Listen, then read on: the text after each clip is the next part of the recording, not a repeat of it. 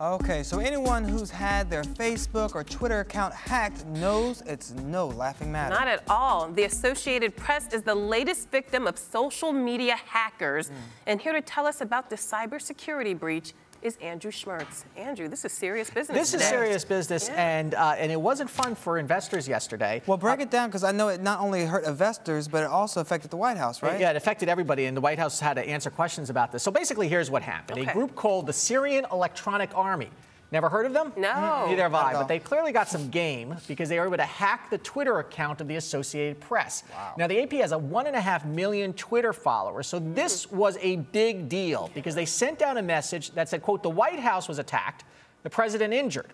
Now, none of this happened. However, that sent the stock market down 1% for a very short while. Why? Well, you could blame it on what's known as electronic trading, trading done by computers. There's a few humans making the decision. Most of it is computers. So the stock slide gets exasperated, then the computer takes over. A big deal. Yes, 50% of all trading is electronic trading. So basically, one tweet caused the stock market to go down by 1%, which was several hundred points. The market rallied back up, but as soon as they found out that it was not true. That's right. As soon as they turned on the TV or looked at any other news source, they realized it was not true. And the AP ended up taking their account down and said it's not true. That's but right. the damage had already been done. The damage had been done.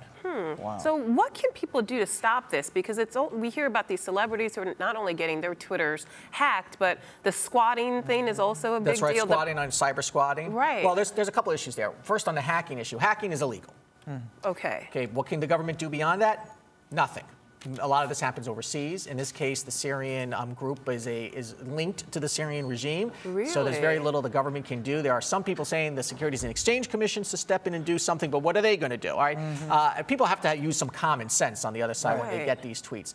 As far as cyber squatting goes, you can contest the squatting of your domain names through an international organization, which will then arbitrate the case. So it's two separate issues, but people do that, and especially they go after celebrities and corporations to do that. Well, not only that, you know, there's been other media outlets besides the AP that have been hacked. Who are some of the other ones that you can mention? Well, just this weekend, 60 Minutes, the CBS News program, their Twitter account was hacked. Oh, National Public Radio has had their Twitter account. And, you know, when a news media's Twitter account gets hacked, it becomes a bigger deal because people listen to what they say. They trust that information. Corporations have had their accounts attacked, but most of that has been more sort of just a troublemaking. Someone hacked a while back Burger King's account and said, we give up, we're merging with McDonald's. No! And McDonald's jokingly responded saying, you know, we feel the pain of our competitor.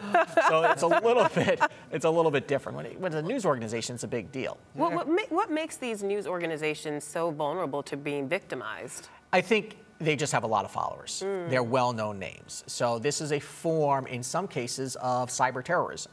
And there could be some serious ramifications of it. You go after the big names, you hack the AP, you get 1.5 million people reading it. And these guys knew that this would quickly find out that it wasn't true, but that's the point. They wanted to just say, we're here, we can cause trouble. Yeah, and it's bigger than mischief. This was bigger than mischief. Yeah. This can cause some significant damage to the economy, and it's something that the U.S. government takes very seriously. And a big culprit behind some of this, not the Twitter hacking, is the Chinese have been accused of corporate espionage through hacking through computers. So what can people do to know if something is actually true or false in a tweet, you know, that they're getting from a reliable source that they normally go to for news? Sure. Well, I would start by using your common sense. Now, that announcement yesterday could be something that could tragically be true, but you've got to check other sources. There's enough instant media around to find out what's going on. If there's a tweet and it's not on your favorite blog right away, you know there could be a problem. However, here's where the danger comes in.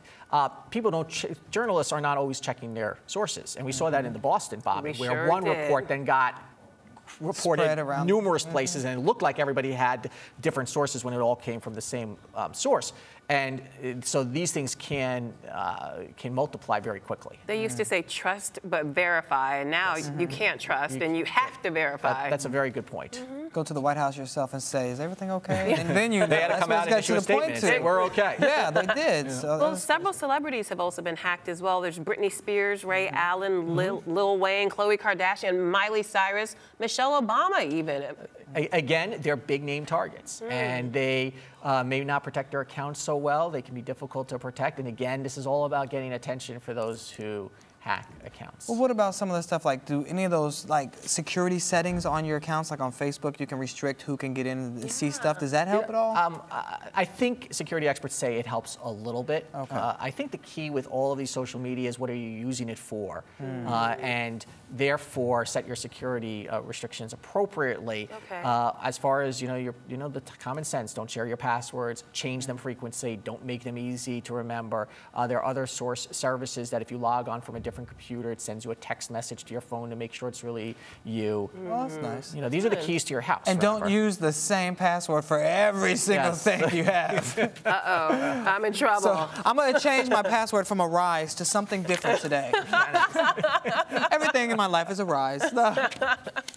Andrew, as always, thank you for the great tips and information. So we'll get on that. Great show today, by the way. Well, thank you. You always make it good. I saw you almost getting knocked out a little earlier. Glad I have Lola here. Yeah, I got your back. Don't you worry. I got your back. Be over here. Got it. All right. If you guys have any other tips on what we can do to protect ourselves, because you've been through it, you've been hacked before, tweet us at Arise TV 360.